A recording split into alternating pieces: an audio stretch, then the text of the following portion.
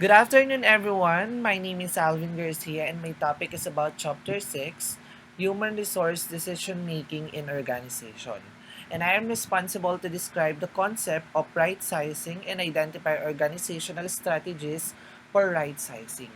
First, we're going to discuss or define right sizing. It is the process of a corporation reorganizing or reconstructing their business by cost cutting, reduction of workforce, or reorganizing upper level management. The goal is to get the company molded properly to achieve the maximum profit. The term right sizing is often used by companies instead of downsizing because it sounds less drastic. The company felt that right sizing was necessarily after 4 quarters of losses. Right sizing also is an act of paring down a workforce and reorganizing management to find the optimum staffing level for increased cost efficiency and productivity. Distinct from the concept of downsizing, right-sizing does not necessarily require massive layoffs or other drastic actions. As a strategic tool rather than an emergency measure, right-sizing can include restructured job roles, workforce attrition, or even voluntarily early retirement. Understanding right-sizing implementation strategy can help you to optimize your workforce with as little negative impact as possible. So the concept of right sizing, irrespective of the size or nature of business, it is universally accepted that the core process to growth for any organization is synergy.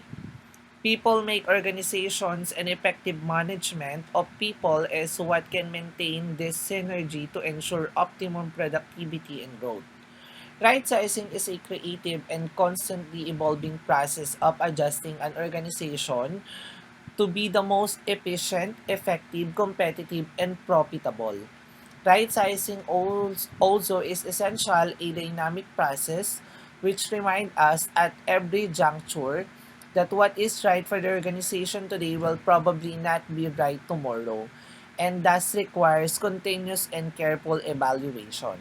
Though right sizing is sometimes used as euphemism from downsizing, they are not the same thing. While downsizing is often driven by a crisis on the cost side, right sizing is all about increasing productivity and growth, which are driven more by the revenue side of the business. In fact, another reason to emphasize on right sizing is to ensure that the company does not have experiencing downsizing in the future. The present era of shrinking space and time coupled with immense competition makes right sizing the solution for organizations looking at staying ahead of its peers. It can help corporations become more agile and thereby cater to demands of efficient production, speedy service delivery, improved quality, and lower costs. Right sizing begins with a work structure. Audit which involves diagnosing the need for unemployment capacity utilization study followed by job mapping. Mapping each employee's capacity to understand their daily utilization helps better understand faulty resource management. Companies often end up hiring several employees for a single position, leading to duplication of work and wastages. HR specialists can identify this problem and employ the most appreciated resources for that position by matching resources with specific roles and removing labor redundancy. Next is we're going to identify organizational strategies for right sizing. So first, we're going to understand the organizational change. The first step of managing a team through change is the hardest. Understanding the right sizing process so you can be the best source of information for your team. Take time to understand the ins and outs of the coming change. Spend time with your boss and make sure you are equipped for the communicating you will have to do. So next is we're going to inform quickly. As intimidating as it seems, don't be tempted by procrastination. Employees want to know company changes immediately, and as soon as you are clearly to tell them, you should.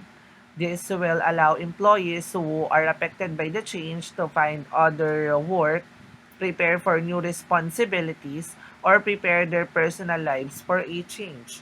Next is we have to explain right sizing. Commonly confused with downsizing, right sizing gets an undeserved bad rap. While both likely result in layoffs, downsizing describe the huge swaths of firings that are pictured on the news, usually the result of poor financial performance or mismanagement, right sizing. However, results in a relatively small amount of firings that keep the organization lean and consistent with strategic vision. Next is we have to explain why. When you finally do communicate the right sizing to your reports, explain why the change is happening. Such explanation makes the right sizing pill a little bit easier to swallow. Why is your organization making these changes? What problem does this solve for? And why now? Next is we have to communicate the implications. So the person losing his or her job is not the only employee affected by right sizing. The change could affect management hierarchy, add workplace responsibility, and affect the organization's strategic vision. Make sure you explain everything this right sizing effort will touch. So next we have to answer questions. Here why you took so much time to understand the organizational change, because your employees will ask questions. A lot of them answer what you can, truly and timely. If there are questions you can't answer, ensure your employees that you will find the answer by a given date. Lastly is you have to collect feedback. Collect feedback regularly to assess how the change management process is going. Use a 360 feedback cycle or a plus survey. Make sure to follow up on the actions your employees suggest. As a manager, right sizing isn't the only type of organizational change you have to communicate, and you'll need to be prepared when you do it. That's all. Thank you.